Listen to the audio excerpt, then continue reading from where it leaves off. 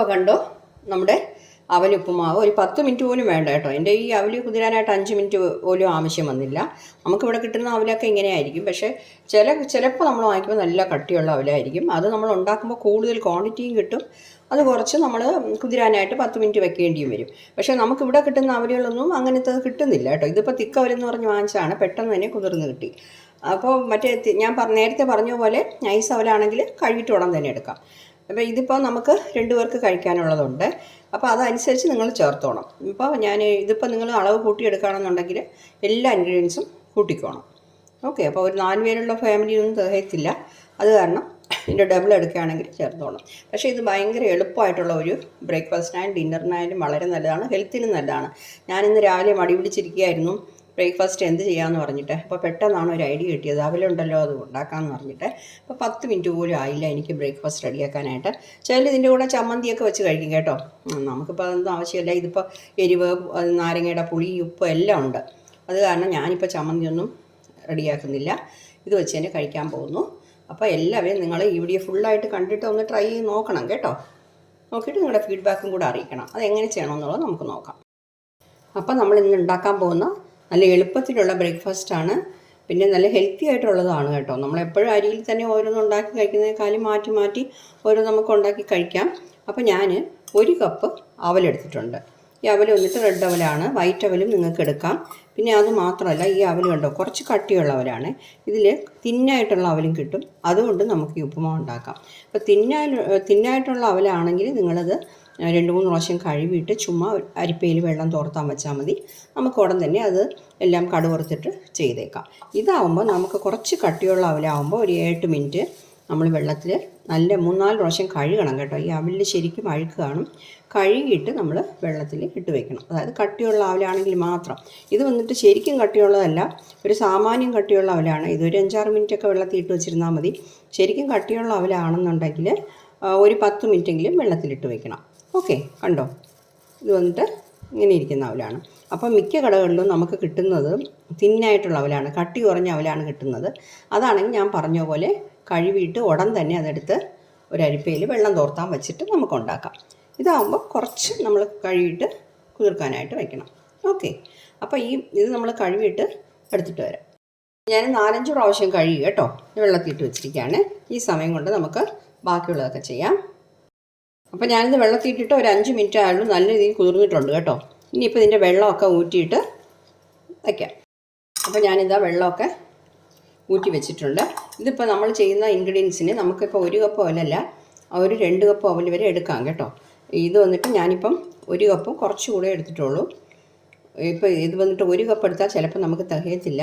ഇതിപ്പോൾ ഇത്ര എടുക്കുമ്പോൾ 2 പേർക്കൊക്കെ നമുക്ക് കഴിക്കാൻ ധാരാളം ശരിയാവും. ഓക്കെ. നമുക്ക് വൈകുന്നേരം പിന്നെ ചായയുടെ കൂടെ ആണെങ്കിലും രാത്രിത്തേക്ക് ആണെങ്കിലും ഒക്കെ ഇത് ഉണ്ടാക്കി കഴിക്കുന്നത് നല്ലതാണ്. അപ്പോൾ നമുക്ക് ചെയ്യാൻ തുടങ്ങാം. അപ്പോൾ ഞാൻ ഗ്യാസ് ഓൺ ചെയ്ത് പാൻ വെച്ചിട്ടുണ്ട്. ഇത് നമുക്ക് ഒരു 2 ടേബിൾ സ്പൂൺ വെളിച്ചെണ്ണ ഒഴിച്ചു കൊടുക്കാം. നമ്മുടെ എണ്ണ ചൂടായിട്ടുണ്ട്. ഇത് നമുക്ക് 1 ടീസ്പൂൺ കടുക് ഇട്ട് കൊടുക്കാം.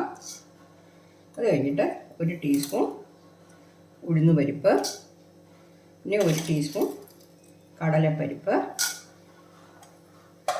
കടലപ്പരിപ്പ് ഓപ്ഷനിലാണ്, ഉണ്ടെങ്കിൽ ചേർത്താൽ മതി കേട്ടോ. ഇളക്കി കൊടുക്കുക. ഫ്ലെയിം കുറച്ച് വെച്ചോണേ. ഇനിയിപ്പോൾ നമ്മളിതിൽ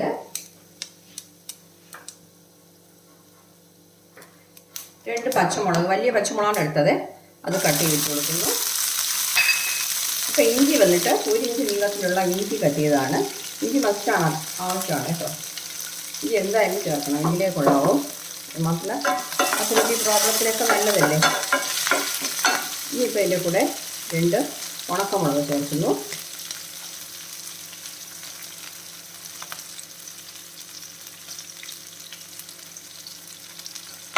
അതും കൂടെ ചേർത്തിട്ടുണ്ട്.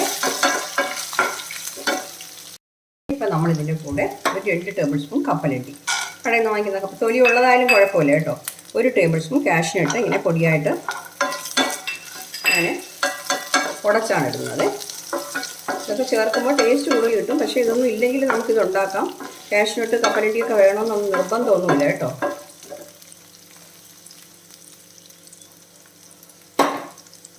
മെയിനായിട്ടുള്ള ഒരു കാര്യം ഇടാൻ മറന്നുപോയി കേട്ടോ, കറിവേപ്പില അതും കൂടെ ഇട്ടിട്ടുണ്ട്. അപ്പോൾ ഇതൊക്കെ ഒന്ന് ചെറുതായിട്ട് നമുക്ക് ചുവന്ന് കിട്ടും. ഞാൻ ഫ്ലെയിം കുറച്ച് വെച്ചിരിക്കുകയാണ്, അല്ലെങ്കിൽ നമ്മുടെ പരിപ്പുകളൊക്കെ ഒന്ന് കരിഞ്ഞു പോവും. പരിപ്പൊക്കെ നല്ല രീതിയിൽ ചുമന്നിട്ടുണ്ട് കേട്ടോ. ഇനിയിപ്പോൾ നമുക്കിതിൽ 1/2 കപ്പ് ചിരകിയ തേങ്ങ ഇട്ട് കൊടുക്കുന്നു. ഇത് നമുക്കിനി ശാഖര മഞ്ഞൾപ്പൊടി ഇട്ട് കൊടുക്കാം. അപ്പോൾ ഒരു കളർ കിട്ടും, ഒരു ഭംഗിയും കിട്ടും. മഞ്ഞൾപ്പൊടി ചേർത്തില്ലെങ്കിൽ കുഴപ്പമില്ല, വെള്ളയായിട്ടിരിക്കും, അത്രയേ ഉള്ളൂ. ഒരു 2 നുള്ള് മഞ്ഞൾപ്പൊടി, അതുപോലെ തന്നെ കായപ്പൊടി ശകലം ചേർക്കണം.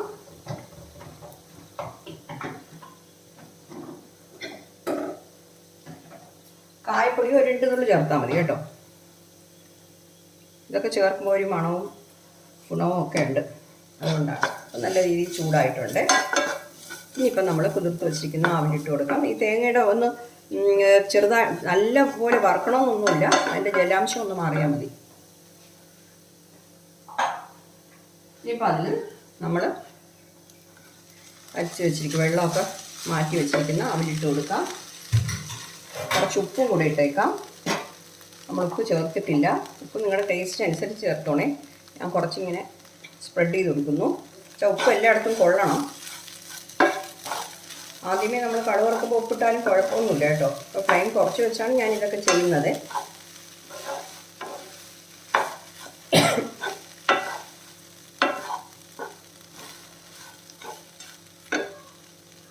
ഇതിൽ നമ്മൾ ചെറിയ നാരങ്ങയുടെ പകുതി, അതിൻ്റെ ജ്യൂസ് അത്രയും വേണ്ട, അതിൻ്റെ പകുതി ജ്യൂസ് മതി. എന്നുവെച്ചാൽ നമ്മൾ അവിൽ കുറച്ചേ എടുത്തിട്ടുള്ളൂ. ഇത് ഓപ്ഷനിലാണ്, നിങ്ങൾക്ക് സൗകര്യം ഉണ്ടെങ്കിലും ഇഷ്ടമുണ്ടെങ്കിലും ചേർത്താൽ മതി കേട്ടോ. അപ്പം ഇങ്ങനെ നമ്മൾ ചെയ്യുമ്പോൾ നമ്മുടെ അവൽ നല്ല സോഫ്റ്റ് ആയിട്ട് കിട്ടും.